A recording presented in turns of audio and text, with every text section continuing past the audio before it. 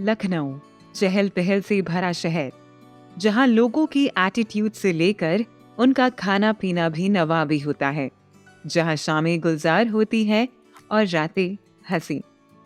इसी एक शाम में बालकनी में खड़ी नेहा को अपने करीब खींचते हुए संजय ने उसके कानों में धीरे से कहा, baby, why are you looking so hot and beautiful today? Sanjay के इस रोमांटिक आवाज को सुनकर नेहा ने अपनी नजरों को झुकाकर शर्माते हुए कहा, because it's your eyes who makes me hot and beautiful. Neha की इस बात को सुनते ही संजय ने अपने होठों को उसकी होठों के करीब कर लिया और धीमे से उन्हें किस करते हुए उसे कस के गले लगा लिया। संजय की तेज धड़कनें नेहा के कानों में बखूबी सुनाई दे रही थी। जैसे जैसे दोनों एक दूसरे के करीब आ रहे थे, वैसे वैसे संजय के अंदर की एक्साइटमेंट बढ़ती जा रही थी। उसने नेहा के गले को किस करते हुए उसके कानों में कहा, क्या शादी तक रुकना जरूरी है? Let's do it today baby. और ये सुनते ही नेहा ने अपनी आंखें बंद करते हुए खुद को संजय के हवाले कर दिया।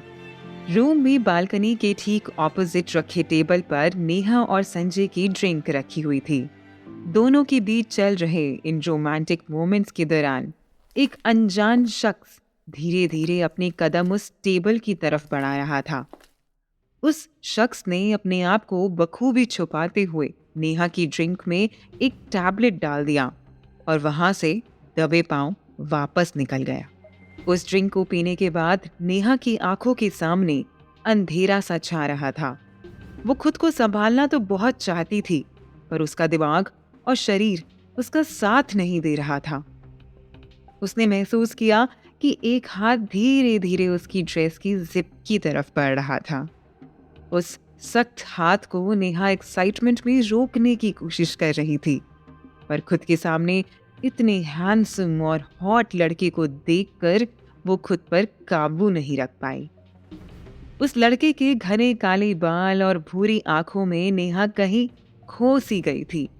जैसे जैसे उसके शरीर से उसकी फ्रॉक उतरने लगी थी, वैसे वैसे उसकी एक्साइटमेंट और बढ़ती जा रही थी। संजय, नेहा ने उस लड़के के कानों में धीरे से पुकारा, जिसे सुनकर उस लड़के ने उत्सुकता में अपनी शर्ट उतारनी शुरू कर दी। नेहा के नाखून कभी उस लड़के की बड़ी दाढ़ी को सुलझा रहे थे, तो कभी उसकी गोरी पीठ पर निशान बनकर छप रहे थे। वो जब जब अपनी आंखें खोल रही थी, उसे अपना मंगेतर संजय मदहोश होकर उसे प्यार करता नजर आ रहा था। एक दूसरे में यूं ही लिपट कर दोनों कब सो गए उन्हें पता ही नहीं चला। आधी रात लगभग 3 बजे जब उस आदमी का एक फोन बजा, तो उस पर बात करने के बाद वो अचानक से उस कमरे से चला गया। वो इतनी जल्दी में था कि उसने अपनी टाई वहीं बिस्तर पर छोड़ दी। 2 दिन पहले नेहा की एक मल्टीनेशनल कंपनी में नौकरी लगने की खुशी में उसके पिता दिनेश ने अपने घर में पूजा रखी थी। आज पूजा में पिता दिनेश ने संजय और उसके परिवार को भी बुलाया था। जीजू, अब आप ही समझाओ ना दीदी को, इसकी इतनी बड़ी कंपनी में नौकरी लगी है, अब तो इसे एक बड़े होटल में पार्टी देनी चाहिए। नेहा की सौतेली बहन कनिका ने जिद करते हुए अपने होने वाले जीजा संजय से कहा, अरे दीदी क्या डिसाइड करेंगी? नेहा का सिलेक्शन हुआ है तो पार्टी मेरी तरफ से, वैसे भी अब हम अलग थोड़ी हैं। संजय ने कनिका से कहा, तो फाइनल रहा, दीदी की पार्टी जीजू के होटल में, ये it will be so much of fun. Kanika ने उछलते हुए कहा।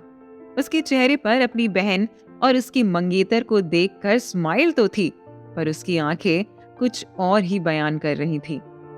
2 दिन बाद उस पार्टी में संजय और नेहा के लिए एक प्राइवेट रूम बुक किया गया था। ये प्लान कनिका ने नेहा की बेस्ट फ्रेंड स्मृति के साथ मिलकर बनाया था। संजय के स्पेशल इंस्ट्रक्शंस पर होटल का डेकोर, खाना, म्यूजिक नेहा की पसंद का अरेंज किया था। सच में उन दोनों के बीच की केमिस्ट्री और बॉन्ड को देखकर वहां मौजूद हर शख्स जेलस फील कर रहा था। म्यूजिक और गॉसिप्स के बीच डिनर चल रहा था कि तभी गलती से नेहा की ड्रेस पर नूडल्स गिर गए। उफ! कहते हुए नेहा ने अपने हाथों से उसे साफ करने की कोशिश की। अरे रुको, अंदर रूम में साफ कर लो ना दीदी। कनिका ने तुरंत नेहा की ड्रेस की तरफ देखते हुए कहा। यस, शी इज राइट, मैं चलता हूँ, कम। संजय ने नेहा का हाथ पकड़कर उसे उठाते हुए कहा। उन्हें एक साथ एक कमरे में जाता देख स्मृति और कनिका एक दूसरे को आंख मारकर इशारा कर रही थी। नेहा की सौतेली माँ उसे संजय के साथ इस तरह अंदर जाता देख अंदर ही अंदर चिढ़ रही थी।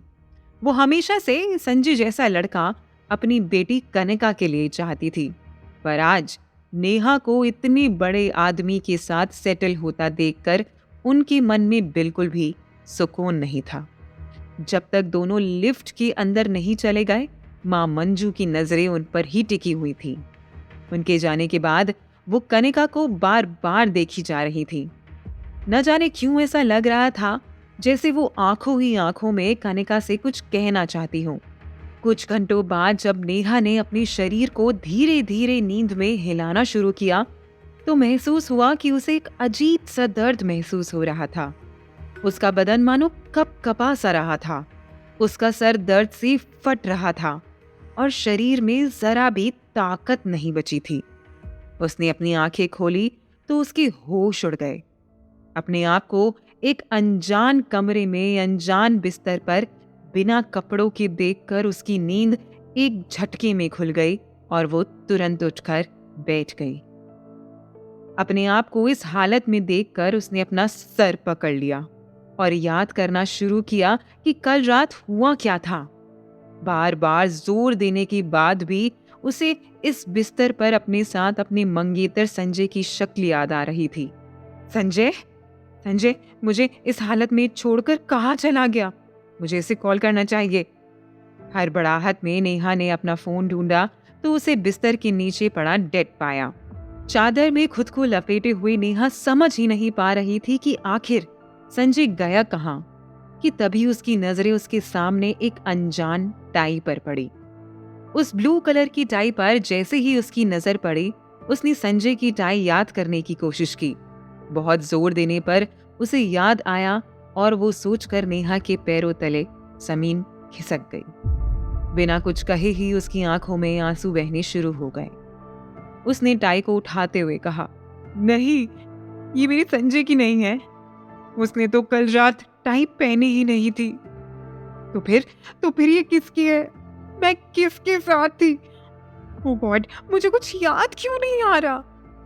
उसने चादर से खुद से कई सवाल किए। घबराहट में उसकी धड़कनें बढ़ती ही जा रही थी। नेहा, ये क्या कर दिया तूने? उसकी जुबान ने इस वक्त खुद से ही सवाल करने में लड़खड़ा रही थी। उसने अपने कांपते हुए हाथों से अपने मुंह पर हाथ रखा और जोर से चिल्लाई और जोर जोर से बिलखते हुए रोने लगी। इस वक्त उसे कुछ भी नहीं समझ आ रहा था कि उसके साथ क्या हुआ था।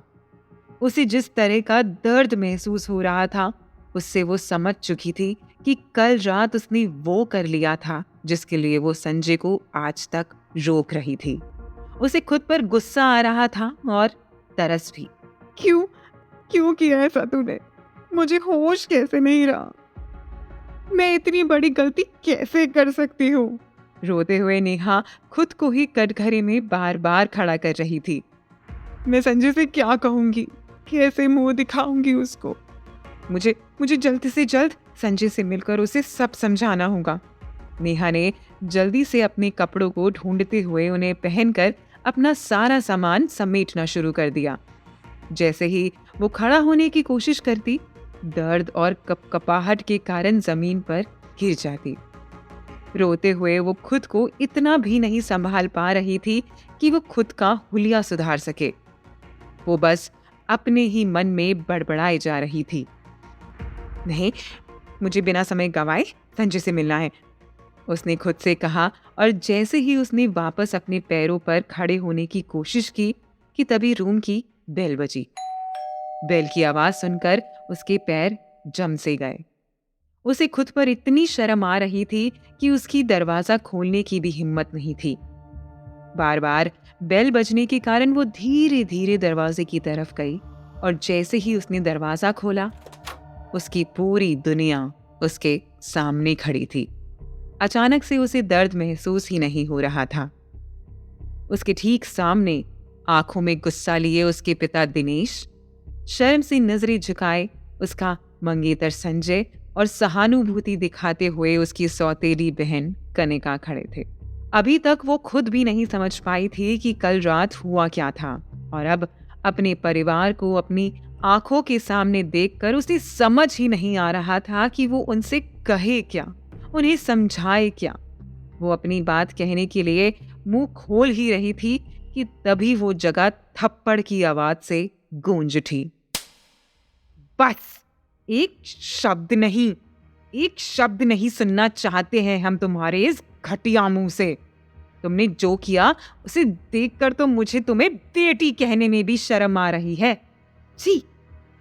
नेहा के पिता ने कमरे की ओर नेहा की हालत देखते हुए गुस्से में चिल्लाकर कहा।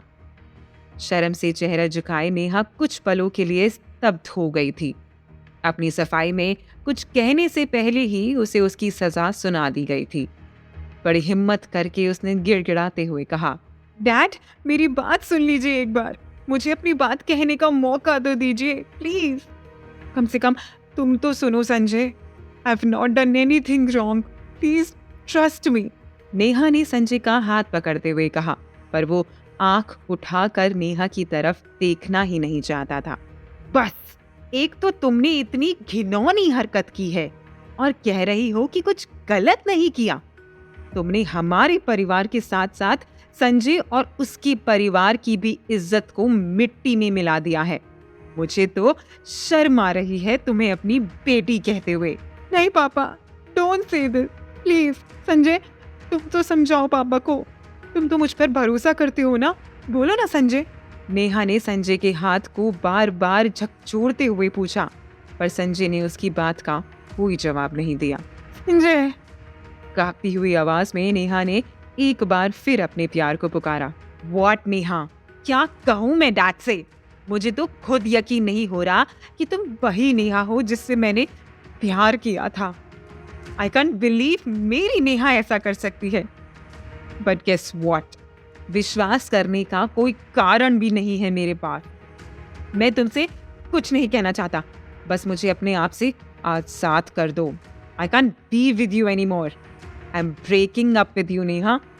Thank you for this amazing surprise. Goodbye. Sanjay ने नम आंखों से नेहा के सामने अपने हाथ की अंगूठी निकालकर फेंकते हुए कहा। नेहा ने सपने में भी नहीं सोचा था कि उसका प्यार संजय उसे इस तरह बिना सुने चला जाएगा। उसने लाइफ के हर मोमेंट, हर डिफिकल्ट सिचुएशन में संजय को खुद के साथ इमेजिन किया था, पर आज उसका भरोसा टूट गया था, जिसने उसे पूरी तरह से बिखेर दिया था। तुम पर मुझे नाज था। तुम्हारे हार्ड वर्क के एग्जाम्पल्स दिया करता था मैं लोगों को। घर से ऊंचा रहता था सर मेरा जब मैं तुम्हारे बारे में बात करता था, पर आज तुमने वो सारी भावनाएं मिट्टी में मिला दी। मुझे नहीं पता था कि जिस बेटी पर मैं इतना गर्व कर रहा था वो इतनी बच्चलन और गिरी हुई निकलेगी। अब यहाँ रुककर हमें और शर्मिंदा मत करो। दूर हो जाओ हमारी जिंदगी से। हमारे परिवार में तुम्हारे जैसी औलाद की कोई जगह नहीं है। पिता दिनेश ये कहकर वहां से गुस्से में निकल गए। नहीं नहीं पापा, ऐसा मत कहिए। संजय, गिड़गिड़ाते हुए नेहा ने उन दोनों को रोकने की कोशिश की, पर एक के बाद एक उसके सारे अपने उसे रोता बिलखता छोड़ गए। आखिर क्या हुआ था कल रात जिसके चलते नेहा की हंसती खेलती जिंदगी में तूफान आ गया था? कौन था इस घिनौने प्लान के पीछे जिसने नेहा की जिंदगी बर्बाद कर दी थी? आप लोगों को क्या लगता है, क्या होंगे इन सभी सवालों के जवाब? कमेंट बॉक्स में कमेंट करके जरूर बताएं। सभी सवालों के जवाब जानने के लिए सुनते रहिए द रिटर्न, सिर्फ पॉकेट एफएम पर।